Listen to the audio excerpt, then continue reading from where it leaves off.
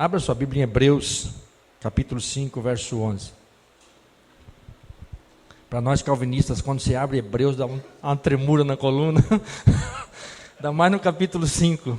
Mas não vou passar do 5. Vou até no 6, no verso 2. 3. Depois eu volto. O capítulo 6, verso 4 a seguir, deixa que o pastor Cleilson resolve com vocês depois.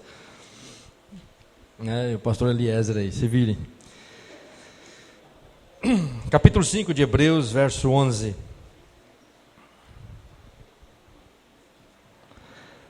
O texto bíblico vai nos dizer assim: a esse respeito, temos muitas coisas que dizer e difíceis de explicar, porquanto vos tendes tornados tardios em ouvir. Pois com efeito, quando devíeis ser mestres, atendendo ao tempo decorrido, tendes novamente necessidade de alguém que vos ensine de novo quais são os princípios elementares dos oráculos de Deus. Assim vos tornastes como necessitados de leite e não de alimento sólido. Ora, todo aquele que se alimenta de leite é inexperiente na palavra da justiça, porque é criança. Mas o alimento sólido é para os adultos, para aqueles que pela prática têm as suas faculdades exercitadas para discernir não somente o bem, mas também o mal. 6:1. Por isso, pondo de parte os princípios elementares da doutrina de Cristo, deixemo-nos levar para o que é perfeito, não lançando de novo a base do arrependimento de obras mortas e da fé em Deus, do ensino de batismos e da imposição de mãos, da ressurreição dos mortos e do juízo eterno. Isso faremos, se Deus permitir. Amém? Pode sentar, irmãos. A gente vai tentando aí e depois a gente lê outros textos aí para tentar transmitir aí aos irmãos. Queridos, quando a gente se depara com alguns temas e a gente vai estudá-lo de forma mais intrínseca, mais direta, a gente fala de maturidade o tempo todo, mas quando a gente vai estudar o tema, tentar ver o que as Escrituras ensinam sobre aquilo, e aí automaticamente, eu particularmente, começo a ver, tento procurar e analisar o contrário disso, ou seja, chamados à maturidade. E a mim foi dado o subtema de a maturidade e a igreja. Então, a gente já vem acompanhando a situação do cristianismo, ou melhor, da cristandade atual. A gente vem refletindo sobre isso, falando sobre isso, conversando sobre isso com irmãos, com pastores, com a igreja. E quando você dá uma percorrida um pouquinho mais longe do nosso reduto, do nosso arraial, porque aqui a gente já vê algumas coisas esquisitas, lá para fora a coisa piora. Você começa a ver alguns cultos, que acontecem por aí no Brasil afora, de alguns ajuntamentos que se chamam igreja. A gente começa até ter o mesmo sentimento que Jesus teve quando olhou para Laodiceia, ânsia de vômito, por ver como a igreja está vivendo o contrário desse chamado, ou a maioria da igreja, dos cristãos que se chamam evangélicos, dos cristãos que têm a Bíblia como sua regra de fé e prática. Hoje de manhã eu assistia um pouco da mensagem do pastor Itamar, e uma das coisas que me chamou a atenção foi do presente que o padre deu para a pessoa lá, e escreveu, que a Bíblia era só para lembrança, não era para ler, do padre Anjo Espadari aqui, que deu para uma pessoa conhecida dele, mãe dele, não me lembro se é sogra dele, mas enfim, de fato, algumas correntes cristãs não têm a Bíblia como regra de fé e prática, como o catolicismo romano, eles mesmos declaram isso, existem outras fontes para que eles mantenham a fé deles, a tradição, o Papa, enfim, e a Bíblia não é para ser estudado pelos fiéis, é para ser pregado lá pelos clérigos e pronto, e acabou. Mas enfim, nós, cristãos, protestantes, declaramos, até cantamos hoje, que a Bíblia é a nossa regra de fé e prática. Ou seja, se a gente declara que a Bíblia é a regra de fé e prática, tudo que fizermos, tudo que promovermos, a nossa postura deve ser conduzida pelas Escrituras. O que alguns teólogos vão chamar de cosmovisão. Eu estava pregando isso nas escolas dominicais anteriores lá na igreja, né, sobre uma visão de mundo coerente. Ter uma visão de mundo com os olhos das Escrituras. Cosmovisão cristã. Certo? E quando você observa isso para a igreja atual, irmãos, que tristeza que dá. Eu vi várias coisas, lendo e ouvindo, e tem hora que você ouve umas coisas e fala assim, não dá para entender quantas pessoas paradas para ouvir uma coisa dessa. Como as pessoas são atraídas por isso. Sabe, coisas absurdas. Vamos dizer assim, o último top 10 aí, vamos dizer assim, das bagunças que teve aí, foi aquele culto que saiu aí, até aquele Rodrigo Mussolini falou bastante, do culto Vem Novinhas. Não sei quem ouviu falar disso. Vocês estão desinformados, não pode não, hein? Misericórdia. É um culto que teve numa igreja lá, que eu não sei o nome da igreja, nem me interessa. Igreja Casa. Deu um maior bafafá, até acho que a ministra Damares falou alguma coisa sobre isso, né? Porque o trem deu um tom bem esquisito, até um tom meio de pedofilia. Foi muito esquisito. Até depois eles pediram perdão, sei lá como é que eles tentaram consertar aquilo, mas o tema do culto é Vem Novinha. E um sonzinho de funk atrás. Não, Vem Novinha, não é Vem Noiva não. Essa época de Vem Minha Noiva passou. Você está entendendo como é que é a coisa?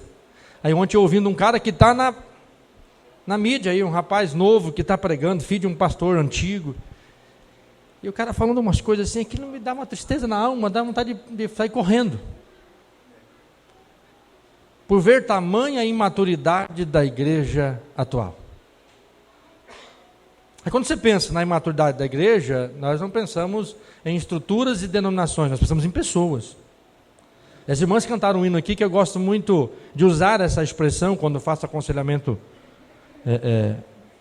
quando a gente promove aconselhamento para algumas pessoas na igreja, que eu uso assim, digo, olha, você é uma construção. Você é uma construção, você foi construído, tá? Os valores que você aprendeu durante a vida, as coisas que você foi respirando durante a vida, tudo que você ingeriu, de bom ou ruim, construiu você. Se tornou esse ser que você é. Essa questão de emoções, de valores, de pensar, de ver as coisas, de lidar com as coisas. E as irmãs cantaram que Deus está construindo, né? Essa casa. A Bíblia fala que nós somos templo e morada do Espírito Santo, mas construindo no sentido de mudança e transformação. Só que nós vemos hoje que a igreja, na sua grande maioria, ela banalizou a pregação do Evangelho.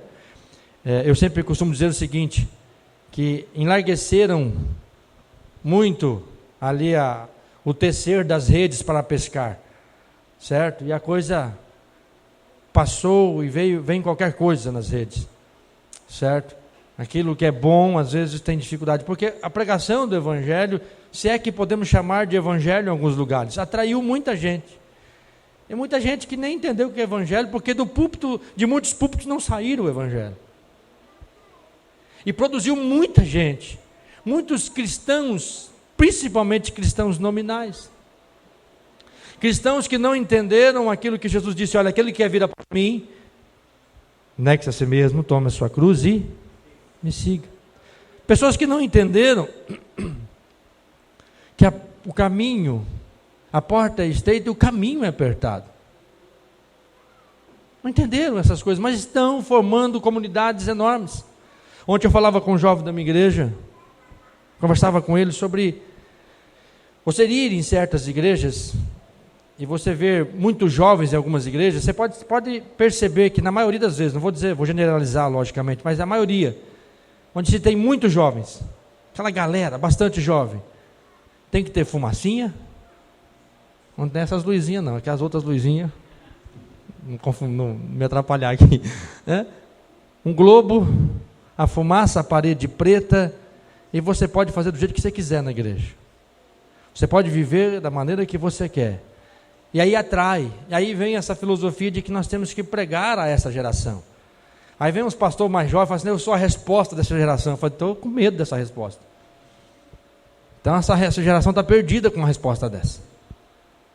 E apresenta uma coisa que deixa muito mais imaturo a igreja. Porque a igreja atual, irmão, já é resultado de um tempo de investimento, de uma aculturação das pessoas, como até disse o pastor Itamar aqui ontem, ele quase pregou meu tema. Mas você vai observando e vendo o resultado que deu a igreja hoje. Homens fracos, jovens fracos,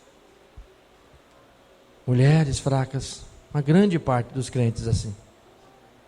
Uma geração que, a sua grande maioria, não consegue ouvir exortação, nada, enfim. Vocês estão observando isso. Na sua grande maioria, essa geração está fragilizada, porque a sua construção emocional já é imatura. A maneira de ver a vida é uma coisa imatura. Imaturidade é a incapacidade de você lidar com as situações, com relacionamentos. Maturidade é a capacidade que você desenvolve durante a sua vida, é a capacidade de você lidar com problemas, com sentimentos, com emoções, com pessoas, com situações. E de fato a maturidade emocional exige muito esforço, e a maturidade cristã, esforço também. Embora nós cremos na graça, é pela graça, mas a salvação é pela graça. A maturidade requer esforços nossos. A maturidade requer uma postura nossa. E a gente precisa pensar sobre isso. O texto que eu li com vocês, Hebreus, está falando, o escritor aos Hebreus, que é uma das cartas que mais fala aí de Cristo, da superioridade de Jesus, da grandeza de Jesus sobre todas as coisas, principalmente do Antigo Testamento, falando que ele é superior aos sacerdotes, a todo o culto do Antigo Testamento. Inclusive aqui no capítulo 5 ele fala que ele é da linhagem de Melquisedeque, dizendo: olha, ele não é da linhagem dos levitas, né? O sacerdócio de Melquisedeque é muito complexo de falar sobre isso. Eles falam-se acho que 2 vezes de Melquisedeque, a terceira é aqui. Mas Melquisedeque ele se apresenta como rei e sacerdote, é um personagem histórico, apresentado lá em Gênesis, depois em Salmos, depois aqui. Mas aqui o escritor dos Hebreus, ele usa essa expressão, ele usa essa realidade para fazer a gente pensar, falando sobre a superioridade de Cristo, que ele é superior a tudo, e ele não é um sacerdote, ou um sumo sacerdote da linhagem, por exemplo, dos levitas, que era uma linhagem defeituosa, que apresentava sacrifício defeituoso, que infelizmente tinha esses problemas. E quando se coloca da linhagem de Melquisedeque para dizer que ele é um sumo sacerdote perfeito, apresentou um sacrifício perfeito, ele é perfeito e ele veio fazer a expiação perfeita. Louvado seja Deus. E ele vai trazendo toda essa realidade, falando da grandeza, da superioridade de Jesus.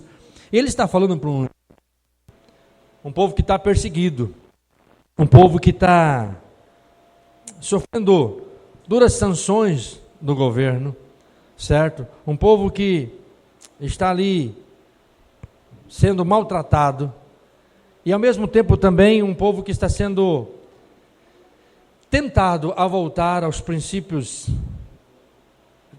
do judaísmo, da fé judaica. O escritor aos Hebreus, ele está escrevendo aos crentes, principalmente aos crentes judeus. Ele está falando com esses irmãos, e aí nos versos 11 até os 6, verso 3, ele está chamando a atenção desses irmãos. Fala: olha, preste atenção, acordem, ei, reflitam, olha o que está acontecendo no meio de vocês, olha o que está acontecendo com vocês. Ele faz a gente refletir sobre isso, depois de mostrar essa grandeza que só em Cristo é que tudo vai convergir. É Cristo, Cristo é o tudo, Cristo é o todo, Cristo é o centro, Cristo, Cristo e Cristo. A cristologia aqui em Hebreus é fortíssima. E esse povo aqui está querendo voltar atrás. Inclusive ele usa aqui, ele diz: olha, ensinos de batismo, imposição de mão, ressurreição de mortos, juízo eterno. Ele usa essas doutrinas ou arrependimento de obras mortas, doutrinas que os judeus criam, e alguns deles queriam também voltar, e que se cria, algumas delas em Cristo Jesus. Todavia, ele vem fazer a gente pensar e refletir sobre essa questão de maturidade. Ele chama a atenção aqui. Ele faz você e eu pensar em que ponto nós estamos na vida cristã. Porque uma coisa interessante que você e eu pensemos: maturidade é uma constante. Maturidade cristã, a gente vai todo dia ficando mais maduro. A gente tem que deixar a imaturidade e caminhar no caminho da maturidade. Crescer. Somos transformados de glória em glória, diz o Paulo aos Coríntios. Nós precisamos ser transformados. Ele diz também aos Romanos que é para nós sermos transformados pela renovação do nosso entendimento. Todo dia, essa metamorfose, a gente tem que crescer. Crente nunca pode parar de crescer. Crente, ele está sempre em processo de maturidade, ele está amadurecendo todos os dias. E aqui, o escritor aos Hebreus está exortando os irmãos que pararam de crescer. Eu achei interessante, eu não lembro quem falou isso, mas ele usou uma expressão seguinte, que na vida cristã, é igual subir uma escada, essas escadas rolantes que tem aí nos shoppings, nos hotéis, mas você subir naquela que está descendo. Se você fizer força, você sobe e chega lá em cima, certo? Você está indo na contramão. Só que se você parar num degrau, você não fica parado, você volta, você regride. Eu achei interessante que a pessoa usou esse exemplo para crescimento de vida cristã. Ah, parei. Não, você não parou, você regrediu. Porque quando a gente para de crescer, a gente não fica estagnado, a gente regride, igual você está subindo numa escada rolante ao contrário, e ela vai te levar para baixo. Nunca vi um crente ficar na mesmice e ele continuar santo, cheio do Espírito Santo, rejeitando o pecado. Não, quando o crente fica na mesmice, daqui a pouco ele está envolvido com o pecado, ele já está deixando de congregar, ele já não tem compromisso com Deus, vai retrocedendo. E o Senhor disse que ele não tem parte com os que retrocedem. É muito sério isso. E aí o escritor aos Hebreus trabalha muito essa realidade. Que às vezes até, se você não olhar bem direitinho, você pensa até que perde salvação. Mas não perde não, graças à misericórdia de Deus. Então olha aqui, você fala assim, olha, não é que perde mesmo? Aí não perde não. Deixa isso aí para depois o Elias e o pastor Cleus resolve. Mas esse temor de você ter postura, e é isso que o escritor dos Hebreus está chamando a atenção, e ele faz aqui, o pastor Augusto Nicodemos usa essa expressão, ele faz um bullying com os irmãos aqui, né? Ele usou essa realidade que na educação antigamente a gente repetia de ano, certo? Quem já repetiu de ano aqui? Eu não, mas quem? Estou brincando, não precisa levantar a mão não. Eu já fiquei de recuperação. Então você vê todo mundo lá, passou de ano, está de boa, você está na recuperação. Ou aquele que chega na sua sala que você vê que ele é mais velho e está repetindo o seu ano. Então todo mundo zoa com ele, né? Hoje não pode mais, né? Hoje as pessoas cresceram emocionalmente, não pode fazer bullying com elas, né? Não pode fazer uma brincadeira, não pode, né? Ai, que geração. Mas enfim, o escritor dos Hebreus aqui, ele chacoalha a roseira, como diz um ditado por aí. Ele chama a atenção dos irmãos, ele diz, olha, a esse respeito tem muita coisa a dizer e difícil de explicar. Graças a Deus que esse escritor falou e Pedro também, porque tem hora que a gente chega nos textos e fica agoniado, né? Fala assim, rapaz, não estou entendendo nada. Fala, Pedro também não entendeu, que Paulo escreveu algumas coisas, e aqui Hebreus está falando que é difícil de explicar algumas coisas também. Certo? E ele fala que a esse respeito, ou seja, da cristologia, do sacerdócio de Cristo, da obra de Cristo, ele tinha que falar algumas coisas profundas para esse povo. Só que ele diz assim, porquanto vós tendes tornados tardios em ouvir, cabeça dura, preguiçosos, sem vontade de ouvir. Comecei a estudar isso aqui, eu falei, meu Deus, tem misericórdia de mim. Ele está chamando a atenção, falou, olha, é isso mesmo, vocês repetiram de ano. Por favor, preste atenção. O escritor aos Hebreus está dizendo, ei, o que está acontecendo com vocês? Estou tentando explicar, mas vocês não querem. Entra no ouvido e sai do outro. É assim que está a realidade da igreja, da época das comunidades, na época do escritor aos Hebreus, onde ele está conduzindo essa carta a esses irmãos. Ele está dizendo, olha, tem um monte de coisa profunda para explicar, mas eu não posso explicar porque vocês estão entrando num ouvido e saindo no outro. Ele diz assim, pois com efeito, quando deviam ser mestres, atentando ao tempo decorrido, tendes novamente necessidade de alguém que vos ensine de novo quais são os princípios elementares dos oráculos de Deus. Aqui ele está exortando as igrejas, chamando elas de imatura.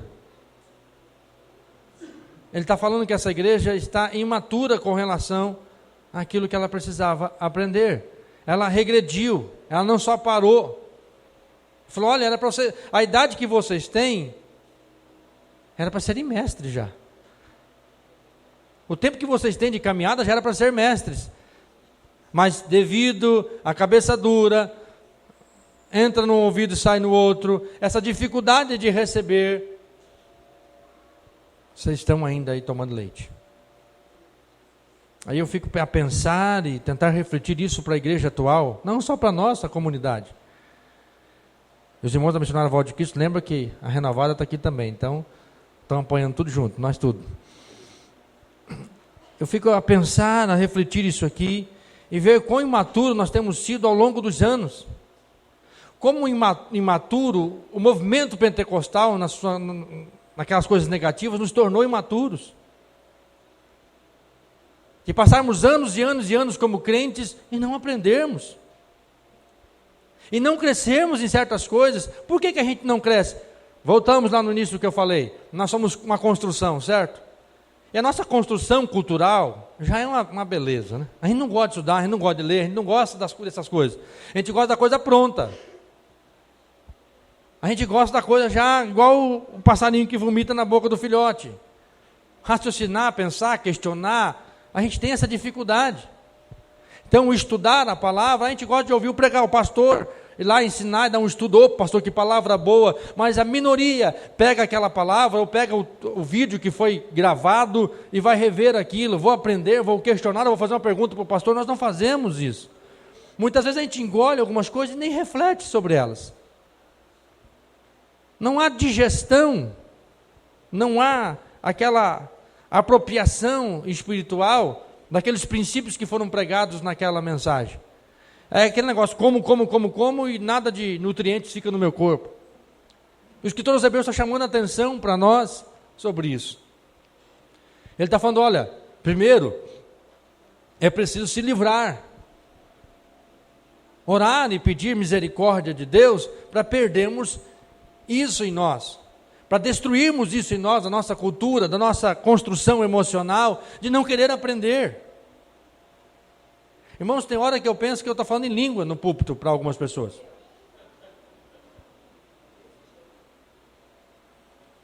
Tudo bem que eu falo enrolado. Tem hora que a minha dicção é ruim. Eu falo para o pastor Gilberto, pastor Gilberto, acho que o problema não é a nossa pregação, é a nossa fala. Acho que nós somos mais pesados de língua do que Moisés. Mas enfim, irmão, é incrível isso. É incrível você estar ensinando, você está falando,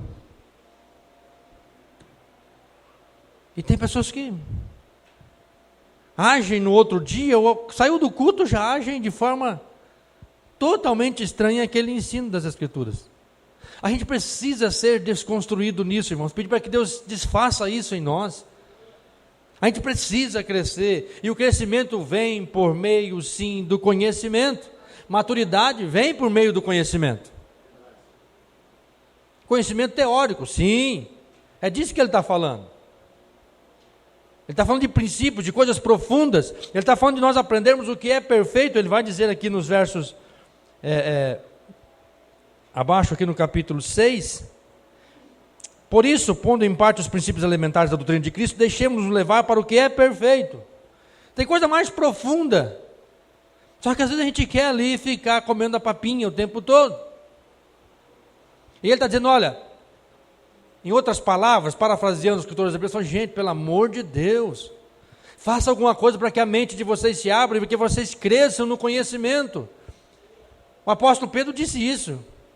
Quem tem que crescer na graça e no conhecimento de Deus, e ele deu um porquê. Eu falei, Paulo escreveu uns negócios difíceis de entender, que tem um monte de gente interpretando ao bel prazer, para satisfazer a sua própria vontade. Por isso a gente tem que crescer na graça e no conhecimento. E aqui o escritor aos Hebreus, possivelmente apóstolo Paulo, podemos afirmar isso, mas precisamente, mas ele está chamando a atenção para o conhecimento teórico, para a profundidade teórica da coisa. Quando ele fala em imaturos aqui, ele não está falando de crente novo convertido, não. Crente novo convertido, ele está aprendendo os pontos elementares. Quem é crente aqui de 1 ano? 1 ano. Não, crente de 1 ano, filho. Você tem... Não. Todos aqui têm mais de 5 anos de crente? Aí. Tudo velho já. Não é mais beber na fé, né, pastor Cleus? Não, mas 5 anos, tem que cuidar, não é mais não, filho. Na fé não é não. Às vezes você encontra crente e fala, pastor, eu sou novo ainda na fé, então não sei falar direito. Mas quantos anos você tem? Tem só 10 anos de crente. Por que não aprendeu? Irmão, pergunte para você mesmo, por que você não aprendeu algumas coisas profundas da fé ainda? Tem pessoas que se for falar com elas sobre outros assuntos, elas sabem de cor e salteado, não é incapacidade. Tem pessoas que têm conhecimento em outras áreas, que você fica de boca aberta, a capacidade que essa pessoa tem para ter esse conhecimento. Mas vai falar de Bíblia, ele coloca Eliseu lá na árvore, coloca Zaqueu lá no Antigo Testamento, vira uma salada. Porque está como os irmãos aqui de Hebreus, cabeça dura. Não quero, não me interesso por isso. Porque quando se interessa, aprende. Tem crente que fala assim, pastor, eu leio e não entendo nada. Bem-vindo ao clube, meu filho. Você acha que você lê um texto igual Hebreus 6, 4, você vai entender numa hora só? Estou lendo até hoje para me entender esse negócio. Mas eu leio e não entendo nada. Leia de novo, leia de novo, leia de novo, leia de novo e leia até Jesus voltar. Só que a gente precisa despertar para isso, a gente precisa estudar, a gente precisa desfrutar do conhecimento de Deus.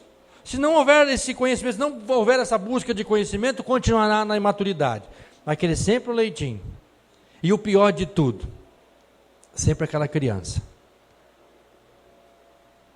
Agora eu aplico para a igreja. Que a igreja, a maturidade é a igreja. Um crente que não procura conhecer, não procura crescer no conhecimento bíblico, teológico, como é que ele se porta na igreja? Como é que ele quer ser tratado na igreja? Por que o crente que não cresce, ele dá mais trabalho na igreja? Por que, melhor, o crente que não conhece Deus dá muito trabalho? Porque se ele conhecesse a palavra de Deus, ele ia entender princípios básicos da fé, que ele não está aqui não é um restaurante. Aqui sim você é servido, mas você também veio para servir. Aqui quando eu falo, a comunidade, não só as 4 paredes. A gente entenderia princípios básicos. A gente não quer crescer naquilo, a gente está querendo sempre ser servido, carregado. E se a coisa não saiu do jeito que eu quis, eu fico magoado. Sabe as crianças de hoje em dia, as crianças de 16, 17 anos de hoje em dia? A mãe não me deu o que eu queria. Eu queria tanto um iPhone 30, nem sei como é que está já esses iPhones, essas porcarias. Eu queria, a mãe não me deu. Eu tenho uma criança lá que idade tem tua criança? Tem 18. Não trabalha, não faz nada, fica só se coçando, não estuda, não... Você está entendendo? Se torna aquele peso, se torna aquela dificuldade, aquela complicação. Tem que estar sempre arrastando. E você está olhando para o cidadão, já está com barba na cara, já está... Meu Deus do céu, vai crescer quando? Por que não cresce? Porque não conhece a palavra de Deus. A gente só amadurece quando conhece. E tem coisa muito mais profunda. A gente vai passar essa vida toda aqui conhecendo Cristo, e a eternidade conhecendo Cristo, se é que a eternidade vai passar. A verdade é que nós precisamos conhecer o Senhor dia após dia, conhecer a palavra. Só tem um jeito de conhecer: estudando, ouvindo, lendo. Só que a gente não quer esse troço, irmãos. Aí você vê esses miseráveis, Deus me perdoa, que se diz pastor. Ontem eu vi um cara que me deu uma angústia, pastor. O cara estava com uma calça parecida de coto. Você sabe o que é isso? Eu tenho uns nomes que eu uso bem antigos. Da hora que eu falo Ramona, tem gente que fala, o que é isso, pastor? Ramona. Você sabe que eu sou tão antigo assim? Né? A calça do cara é assim, a vácuo mesmo. O cara é dessa grossura, assim, ó. Sei como é que ele estava respirando. A camisa dele batia aqui assim. A camisa. Como diz minha mãe, 2 palitos enfiados num sabugo, bem magrinho, assim. E o cara pregando e falando umas heresias e a galera botando para render. Falei, gente, como é que tem tanta gente ignorante junto? E o pior, dizendo que é crente. Aí eu lembro daquela fala de Marcos Venconato. Ele tinha dó desse povo, ele falava. Ele falou, eu tinha muita dó desses pessoal que vai atrás desses falsos profetas. Aí ele falou assim, agora não tem mais não. Ele ficou bravo e falou assim, agora não tem mais não. Sabe por quê? Porque ele se merece, ele disse, né? Eu falei, rapaz, deixa eu pensar mais nisso. Eu acho que talvez tenha até que pensar nisso. Porque você olha para o cidadão, não é preconceito, mas nem postura tem. Você olha, o que é isso, filho? Parece que pegou fogo e apagaram de paulada. Sabe? Falei, se esse cara está ali em cima do púlpito pregando para essa geração, o que vai ser da geração que está ouvindo? Porque eu não prego só na fala, eu prego com o que eu visto, com a minha postura, com a maneira de eu falar, com tudo, eu prego com tudo na minha vida. Aí o cara tudo esgualepado, o cabelão bonito dele aqui assim, ó, ainda viradinho de lado assim. Aí fala, não, aí assim que dá aquele negócio dentro do estômago. Eu falei, Senhor, tem de misericórdia. E quer ver ele falando umas coisas. Eu queria ver o pastor Cleilson assistindo aquele vídeo.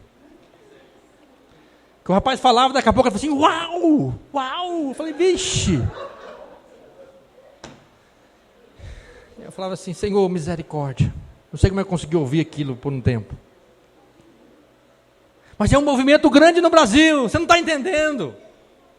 Por quê? Porque tem esse monte de gente imatura que vai ouvir esse povo. Porque elas não querem ser confrontadas pelo verdadeiro evangelho, para dizer para elas, muda a tua atitude, muda a tua vida, muda a tua postura, muda o que você veste, muda o que você fala, muda tudo. Porque esse é o convite do evangelho. Mas essa geração não quer, eles querem papinha. Porque quando o novo convertido chega, ele não fica mudando ele, é o Espírito Santo que muda. É a pregação daqui que muda o camarada lá. Mas daí o camarada se converteu, tem 15 anos na igreja, ele é mais mundano do que quando ele entrou na igreja. E aí? O que aprendeu? Porque se você vai aprendendo das Escrituras, o teu desejo é santidade, santidade, santidade. Crente que estuda mais a Bíblia, estuda com graça, não é só estudar para encher a cabeça não, porque aqui ele vai bater nessa tecla também. Não adianta só encher a cabeça e ficar encefálico, não. É encher a cabeça e o coração.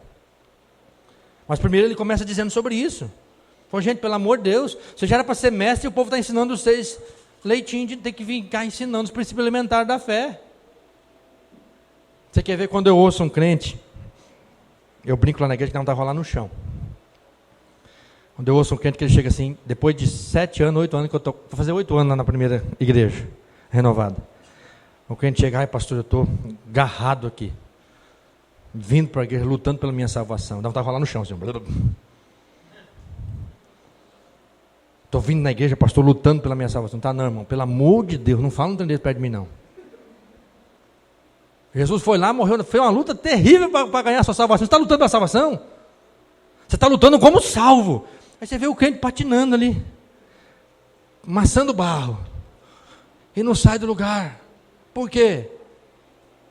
Porque na hora da pregação, o ventilador está fazendo assim, ele está junto. Escola dominical, estudo. Ah, não tem tempo para hoje isso não. Não tenho tempo. Mas o tempo da escola dominical, ele ficou no WhatsApp, no Facebook. Nossa, gastei 2 horas. Se tivesse ido para o estudo, eu tinha aprendido, crescido. Você está vendo? Não tem tempo. Mentira. O diabo inventou uma mentira para nós muito louca, que a gente não tem tempo. É mentira do Satanás. Você quer ver, se tirar de você o seu celular, o meu celular, a gente não vai nem saber o que fazer. e tanto tempo que vai sobrar. Você vai ficar ocioso, se você quer saber. Faça a experiência. Primeiro você não sabe nem o que fazer. Eu tinha que mandar uma mensagem, eu tinha que ligar. Tem gente que sabe nem ligar mais.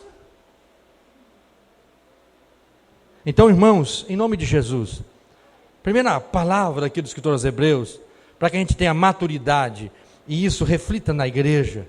E automaticamente a igreja está ajudando nisso, nesse processo, é algo intrínseco, ligado. A igreja coopera para a nossa maturidade coopera na igreja.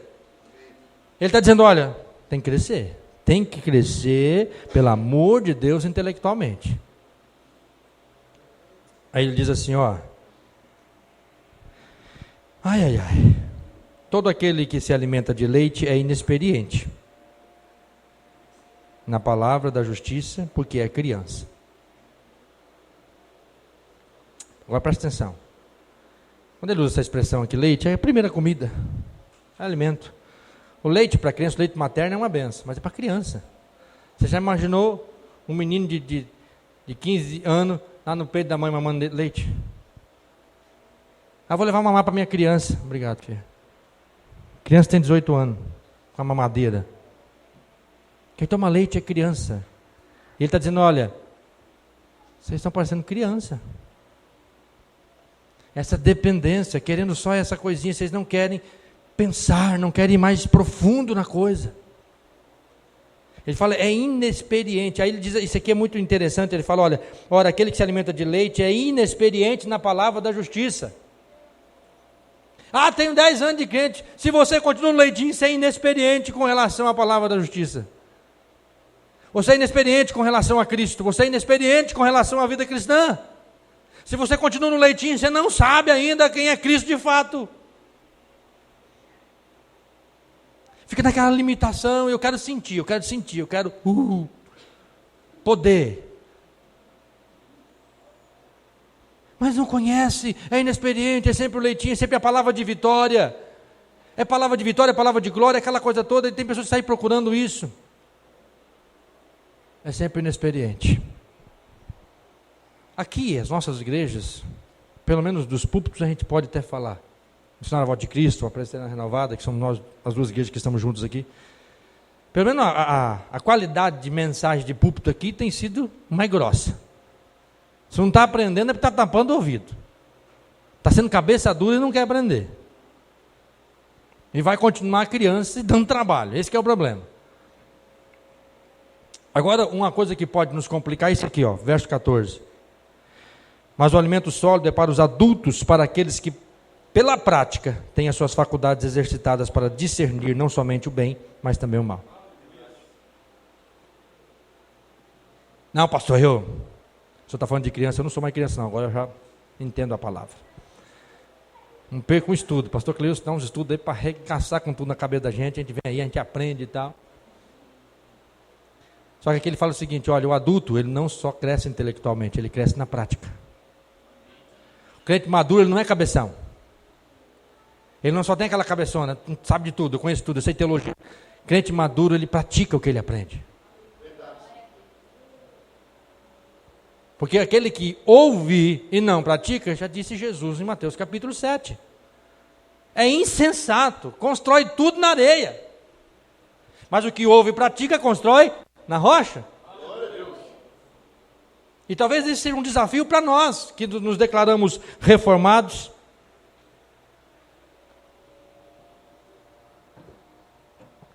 Nos declaramos com uma teologia saudável. Porque nós corremos esse risco de sabermos, mas a nossa prática está como? Como é que está a nossa vida prática? Como é que estamos vivendo de fato na presença do Senhor? Ele está chamando essa atenção, mas o alimento sólido é para os adultos. Então, eu estou comendo alimento sólido, eu sou adulto. Mas ele fala, o adulto são aqueles que pela prática da justiça têm suas faculdades exercitadas. Eu preciso exercitar o meu conhecimento, eu preciso praticá-lo, eu preciso vivê-lo. Eu estou aprendendo que eu tenho que amar o meu irmão, então eu tenho que exercitar esse negócio. Compromisso, santidade, eu preciso exercitar. Tem pessoas que aprendem, e sabem todas as palavras em grego e hebraico, aquele negócio de santidade, mas e a santidade? Cadê a prática da santidade? Onde está a prática do compromisso? Conheço muito, você encontra gente aí, desigrejado, que o bicho conhece a Bíblia com força, mas não consegue praticar o ato de congregar. Que a Bíblia diz, olha, você tem que congregar, não deixa a congregação como é costume de alguns. Não, mas eu conheço. Não adianta nada conhecer. Não adianta só ter o conhecimento. O conhecimento ele tem que estar abraçado com a prática. Isso é maturidade de verdade. Tem gente que eles são intelectuais, mas fica só naquilo e não consegue praticar. Continua imaturo. Tem gente que é craque em muitos assuntos. Tem gente que formou pós-doutorado em algumas coisas, mas não consegue praticar aquilo. É imaturo, adquiriu conhecimento intelectual, mas ficou só naquilo. E uma pessoa assim, judia da comunidade. Como assim, pastor? O tema aqui que eu estou falando é sobre maturidade da igreja. Se você é um crente maduro, você é bênção para a igreja.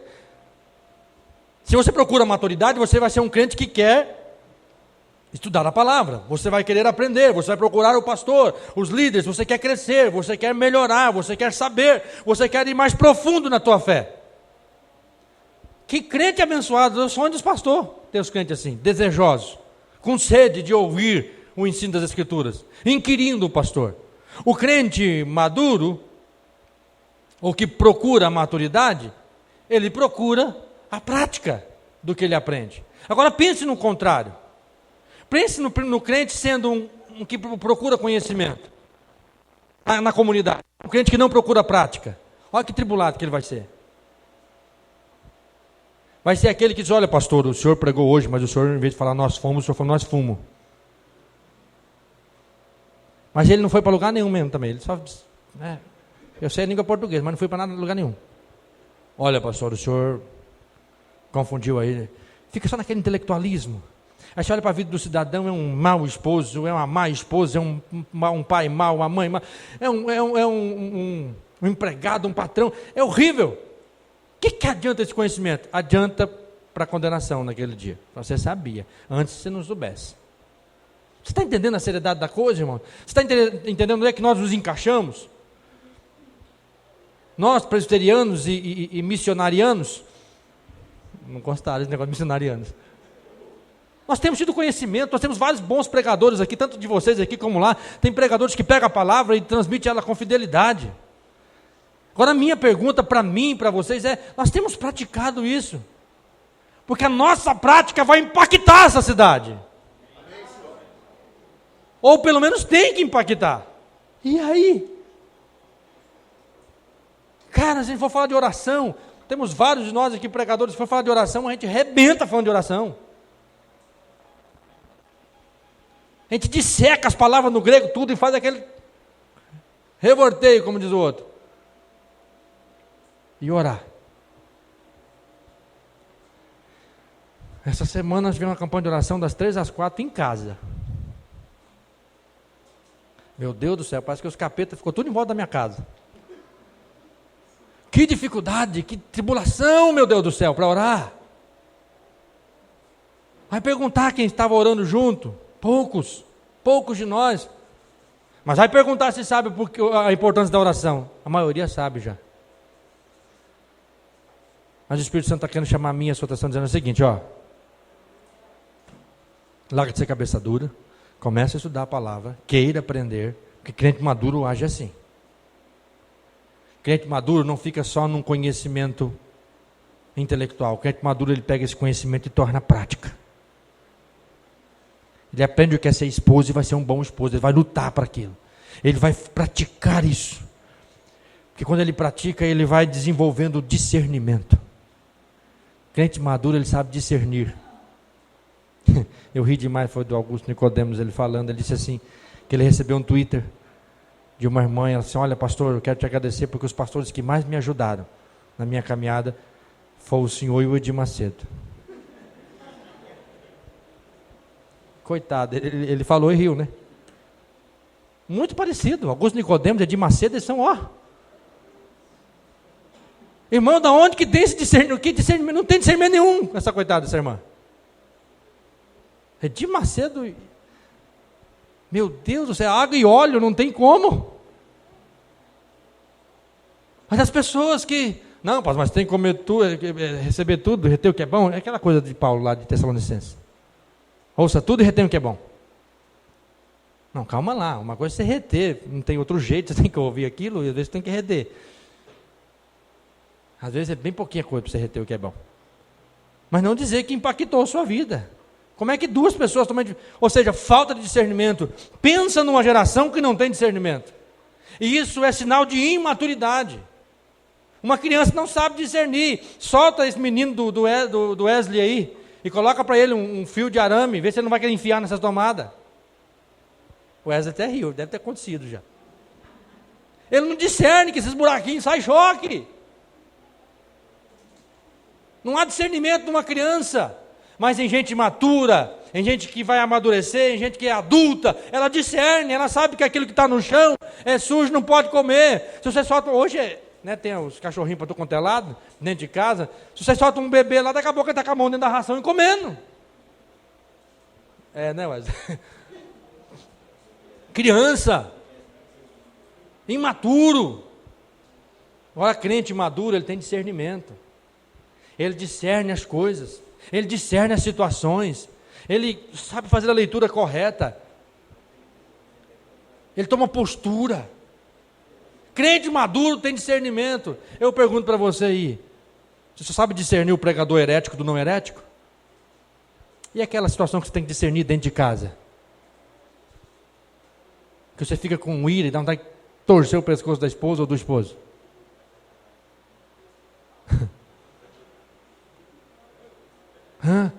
Discernir a hora de disciplinar o filho e não? Cadê o discernimento nessas horas? Está aprendendo na igreja.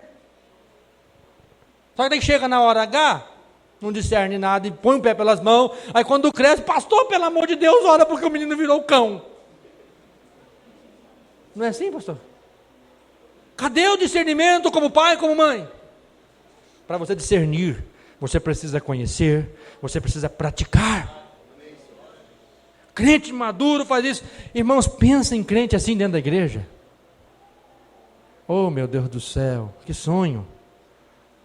Porque tem crente que não estuda a Bíblia, não pratica, e qualquer rangueada que dá dentro da igreja, até o cão sai de perto, porque vai criar um problemão danado. Não sabe discernir uma situação ali, o irmão vem, traz um fogo, ele apaga com gasolina. Quando o crente é maduro, a igreja é saudável. Amém. Às vezes o pastor, a liderança, ele está lutando para que a igreja seja saudável, mas os crentes são cabeça dura, não querem aprender, não querem estudar, não querem crescer, não querem praticar, e a coisa fica difícil, irmãos. Fica complicado.